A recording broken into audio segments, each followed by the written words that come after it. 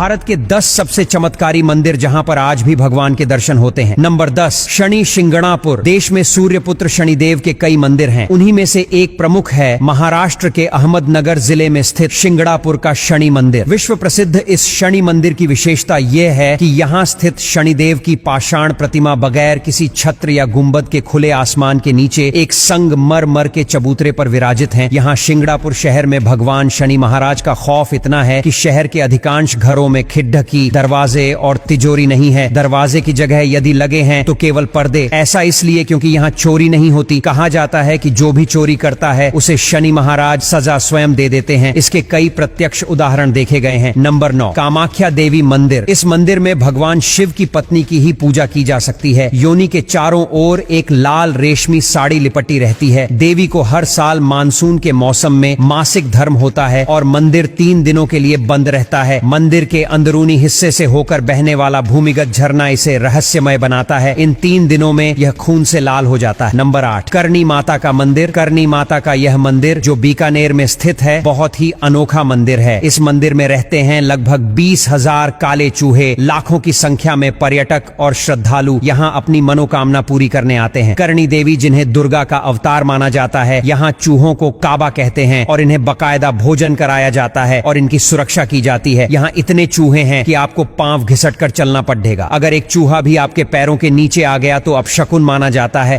और कहा जाता है कि एक चूहा भी आपके पैर के ऊपर से होकर गुजर गया तो आप पर देवी की कृपा हो गई समझो। और यदि आपने सफेद चूहा देख लिया तो आपकी मनोकामना पूर्ण हुई समझो। ये मंदिर इतना चमत्कारी है। Number 6, Nidhivan temple. यदि आपकी कृष्ण के प्रति गहरी भक्ति है तो आप वृंदावन के इस मंदिर में अवश्य आकर्षित होंगे। यहाँ के पेड़ अपेक्षाकृत छोटे और आपस में गूंथे हुए होते हैं और उनके तने और जड़ें खोखली होती हैं जो बहुत अजीब है। सूर्यास्त के बाद बकबक करने वाले बंदर निधिवन से चले जाते हैं जहाँ माना जाता है कि भगवान कृष्ण हर शाम अपनी गोपियों के साथ रास लीला करते हैं। हर रात पुजारी मंदिर में कुछ बलि छोड़ जाते हैं जिन्हें अगली सुबह बिखरा हुआ पाया जाता है। Number 5, Stambheshwar Mahadev temple. भारत के सबसे अद्भुत और प्रसिद्ध चमत्कारी मंदिरों में से एक गुजरात का स्तंभेश्वर महादेव मंदिर भी है। इस मंदिर का प्रतिदिन पानी के अंदर समान जाना और पुनः प्रकट होना इसे विशिष्ट बनाता है। यदि आप इस प्राकृतिक असाधारणता को देखना चाहते हैं तो इस स्थान पर जाएं, जो कि बहुत बड़ा चमत्कार माना जाता है। Number 4, Jagannath temple Odisha. Temple ओम्फ ऑन पोजिट्स भारत के इस रहस्यमय मंदिर का दूसरा नाम है। इस मंदिर के टॉप पर लगा झंडा हवा के विपरीत लहराता है। केवल जगन्नाथ मंदिर में ही सुबह और शाम की हवाएं क्रमशः भूमि और समुद्र से आती हैं। यह सभी वैज्ञानिक तर्कों के लिए एक चुनौतीपूर्ण प्रश्न है। साथ ही यह भी कहा गया है कि कोई भी पक्षी कभी भी मंदिर के ऊपर से नहीं उड़ता है और पूरे दिन कभी भी इसकी छाया नहीं पड़ती है। समुद्र तट पर होने के बावजूद आप मंदिर के अंदर जाने के बाद लहरों को नहीं सुन सकते। निस्संदेह यह एक चमत्कार है। नंबर 3, ज्वाला मंदिर। ज्वाला देवी का मंदिर हिमाचल के कांगड़ा घाटी के दक्षिण में 30 किलोमीटर की दूरी पर स्थित है। ये माँ सती के 51 शक्तिपीठों में से एक है। यहाँ माता की जीभ गिरी थी। हजारों वर्षों से यहाँ स्थित देवी के मुख से अग्नि निकल रही है। इस मंदिर की खोज पांडवों ने की थी। नंबर 2, लेपाक्षी मंदिर। आंध्र प्रदेश में स्थित लेपाक्षी मंदिर वास्तुशिल्प का एक चमत्कार है। मंदिर परिसर में एक लटकता हुआ स्तंभ है जो जमीन पर नहीं टिका है। इसके अलावा यहाँ एक ऐसा पत्थर भी है जिस पर एक पद चिन्ह है। इस पद चिन्ह के बारे में कहा जाता है कि यह माता सीता का है।